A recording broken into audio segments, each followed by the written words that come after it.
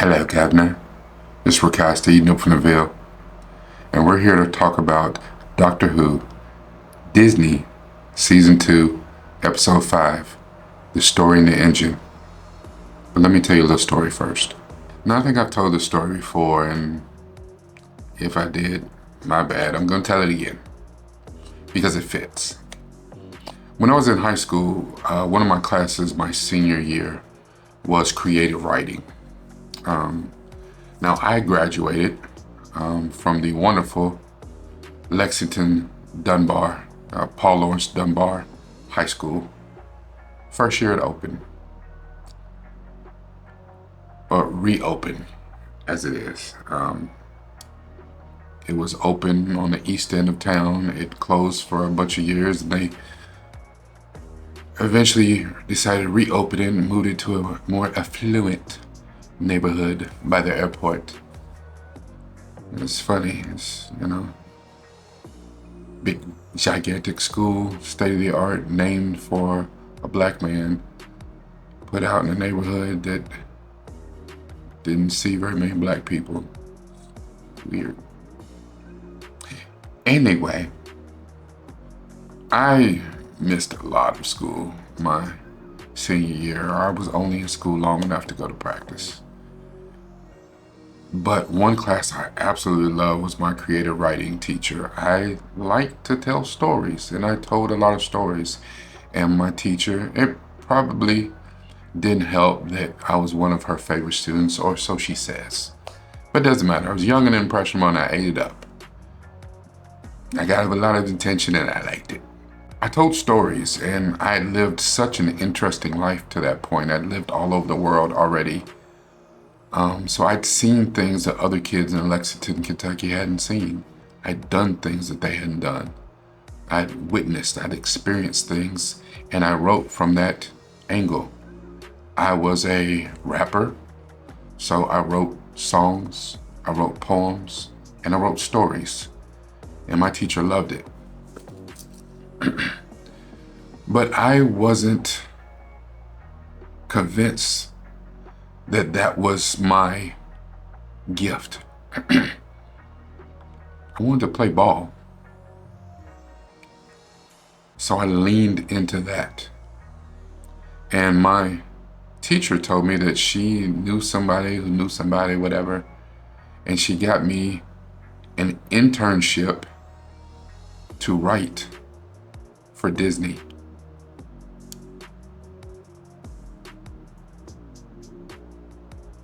And I declined it. Young man with all the promise in the world, in serious need of therapy, with no real outlook on his future.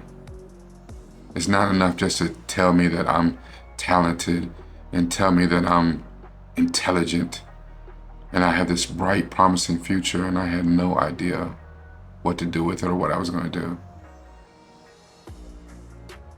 So I didn't take it.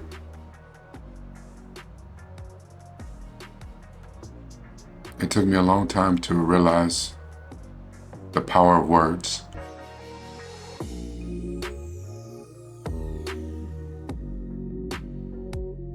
Hello, Governor. This is nupefromdaville, here to talk about Disney's Doctor Who, Season 2, Episode 5, The Story and the Engine. The Doctor and Belinda arrive in Lagos, Nigeria. It's 2019. The Doctor goes to visit his friend Omo, who owns a barber shop. And the one thing the Doctor says to Belinda is that he met Omo in a fire, and he kind of undersold that story.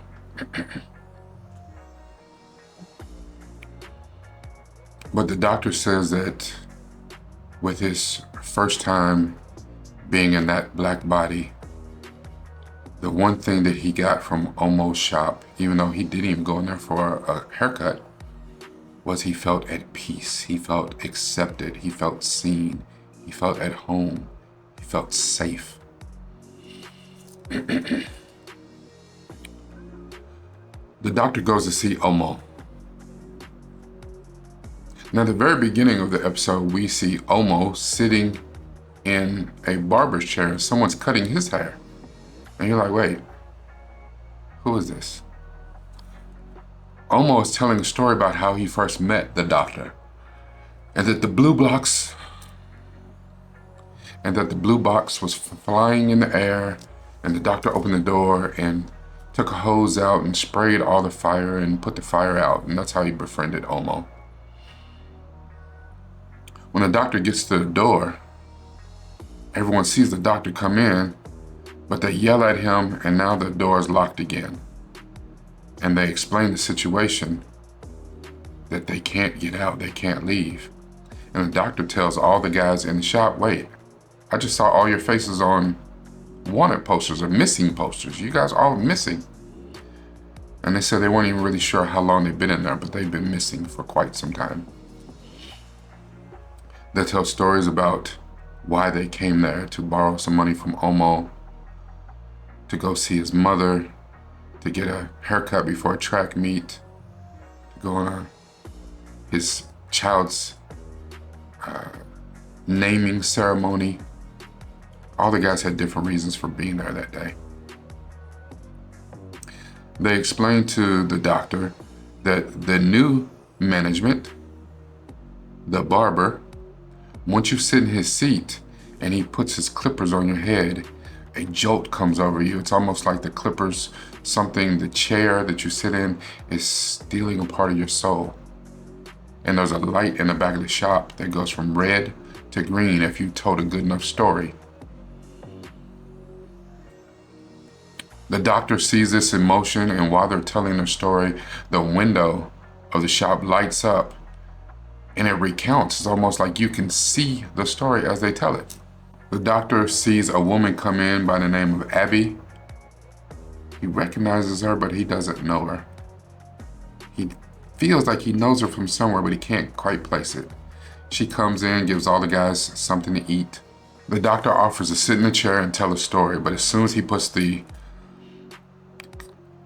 cover over the doctor feels that he's trapped. It's almost like something has strapped him into the chair. And he says he doesn't tell a fantastical story. He doesn't tell a fantastical story. He tells a story about everyday life, about Belinda saving a patient's life. And as he tells a story, the window in the library lights up, and it almost looks like they're watching TV, but they're watching it about Belinda. But as soon as the story's over, the light goes to green and it's doing better. Whatever's feeding this shop is now at full capacity, because that's the best story that's ever been told. And Omo goes to the barber and Abby and is like, see, I told you, now can you let us go?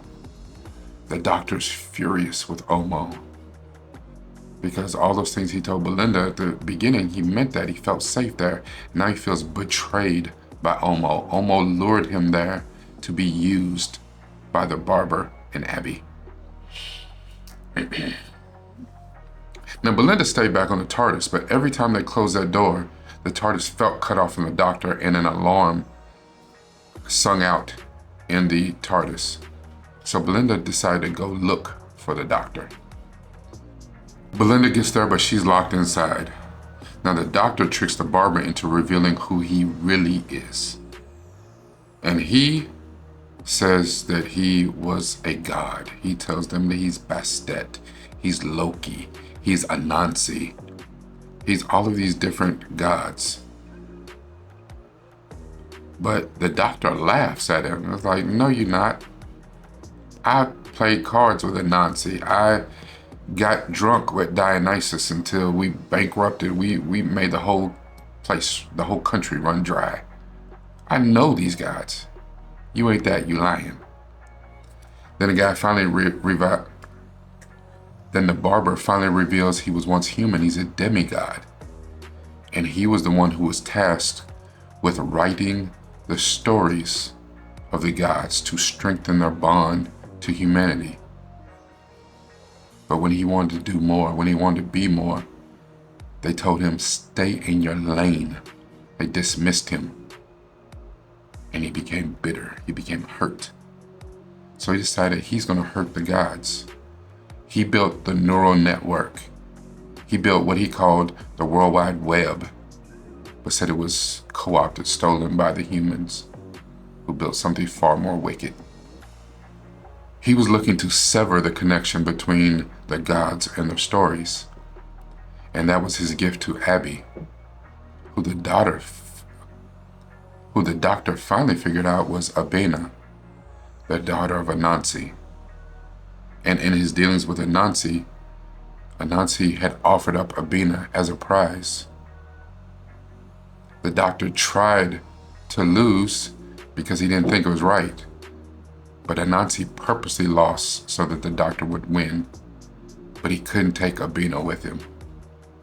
And now she was hurt and humiliated. When the barber reveals what he's going to do, the doctor is furious because he says, not only will you kill all of the gods, you will destroy humanity because their fate is also tied to that of the gods. I'm trying to save all 8 billion people on Earth. So Abena decides she's going to tell a story, and she sits down and she talks about the importance of hair and how during slavery, routes to freedom, routes to the Underground Railroad were braided into the hair of women, passed down from mother to child, so that people could see the path to freedom, because the slave masters forgot to check their hair. But what the doctor also figured out was that Abena had given him the path out of there and how to fix their fate. So the doctor took Belinda and they took off running, and they found the back room where the barber had been keeping all of the gifts and things from the gods, all the stories that were powering the engine all this time. And it looked very much like a tree, but it was a brain with a heartbeat. And what the doctor did was he changed it so that it followed his command, not the barber's anymore.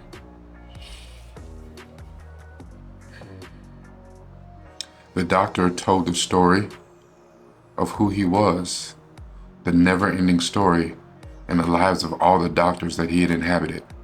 But this was too much energy for the engine, and it served to overload the engine. They were able to unlock the door and get out of there before the entire shop blew up. Or actually, the engine itself blew up. All the missing men returned to their loved ones. Omo decided it was time for him to retire because he spent far too much time in the shop and not enough with the woman that he loved. The barber, who is now being shown kindness, even after everything he had done, had no idea what to do with himself anymore. And he said he liked cutting hair, but he had no name. No one would come to him. And Omo offered him to now cut under his father's name, and people would come to him in his shop, and he gave his shop to the barber. Abena decided to go off and live her life.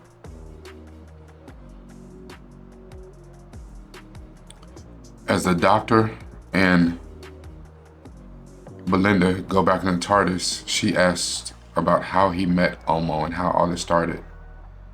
And he begins to tell her this very long story as the door shuts. You know that I love my quotes, so I have 2.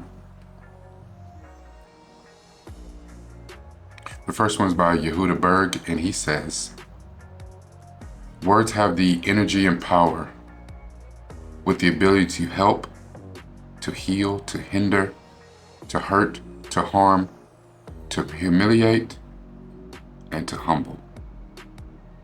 Here's another quote, and I don't know who wrote this, but I think it's powerful and it speaks to what we're going to talk about today. Words are potent weapons for all causes, good or bad. Words, like nature, half reveal and half conceal the soul within.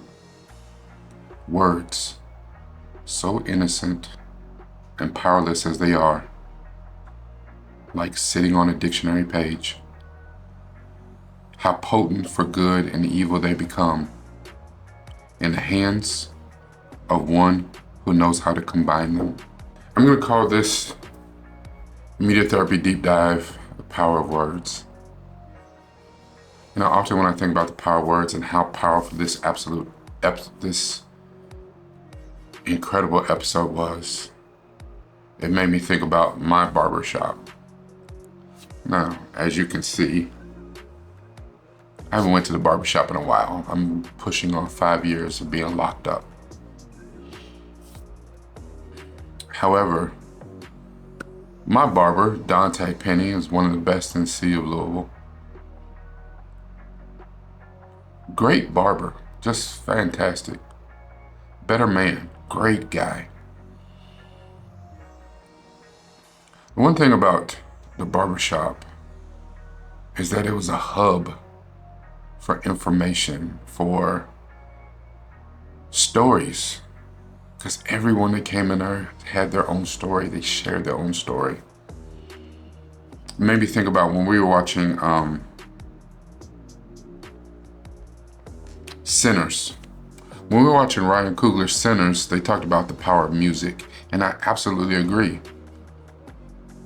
And sometimes the music by itself has power, the power in the chords, the power in the melody, the power that the sonic can do to you. But the words, the tone, in Sinners, you saw with Sammy's voice that pushed the words over. It wasn't even necessarily the words he was speaking, that's what resonated to us, but the tone of his voice, the way he was speaking. Because his belief in the words that he was singing. You ever heard those singers who may not be the best singers, but you feel them? You feel their emotions come through. Mary J. Blige is not one of the best singers, but her emotion comes through. Toni Braxton, Fantasia, Jennifer Hudson, when they sing, you feel what they sing. That's why Amy Winehouse was important, because you could feel that pain. You could feel their emotions coming through the speakers. Now, is that the music or the words? Or both? In Ryan Coogler's Sinners, we also learned about the griot, the rich history of the griot, sometimes called a griot. They were historians, and it was their purpose to gather all the stories and tell the stories that passed them through the generations. Long before they were doing written word, the stories were passed verbally, and it was a rich oral tradition. You don't embellish the story. You don't put your own little bits and pieces on to make it sound better. No, you told the story as it was. It wasn't a game of telephone.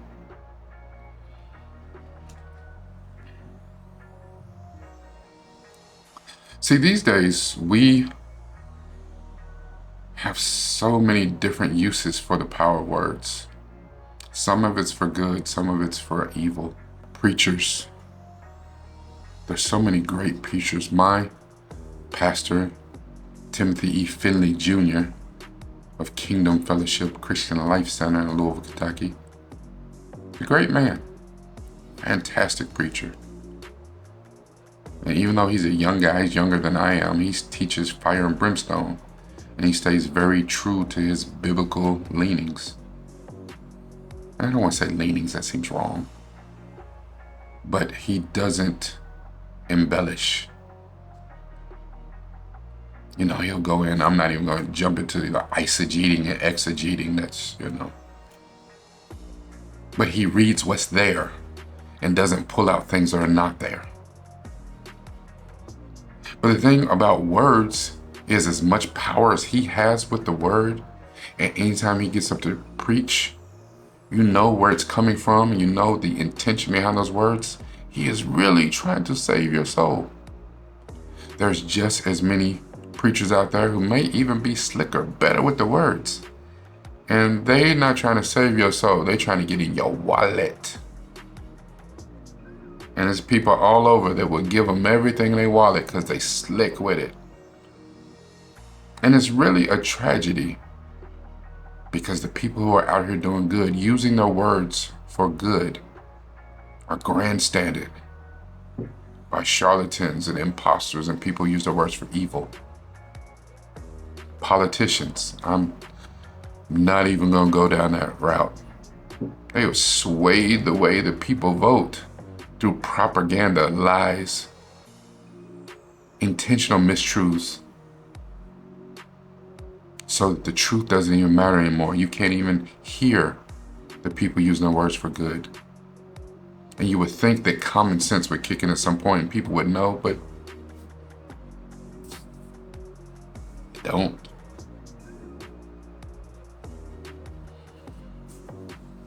I remember it used to be that the women could go in the beauty salon and be there for an 8-hour shift. They put on a full day's work at the barbershop, at the salon. The barbershop was the same, but about half that. But it was a gathering place where you shared stories, you shared information, you learned.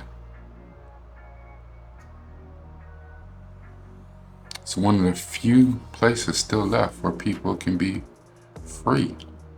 This particular episode was so good on so many levels. And I'm not through with this topic, and we're going to discuss this in a deep dive. So you make sure you show up to the live stream so we can really talk about the power of the word. This is Rakai Steve, nupefromdaville. Make sure that you share this as much as possible. Like it, but leave me comments about what does the power of the word mean to you. Some experience you've had in your barbershop or beauty salon. What did you think about this episode?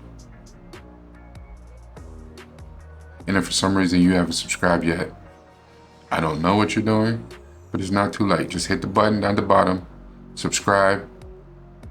Easy peasy, lemon squeezy. Remember everything I do. I use this, but it's even better when you use this.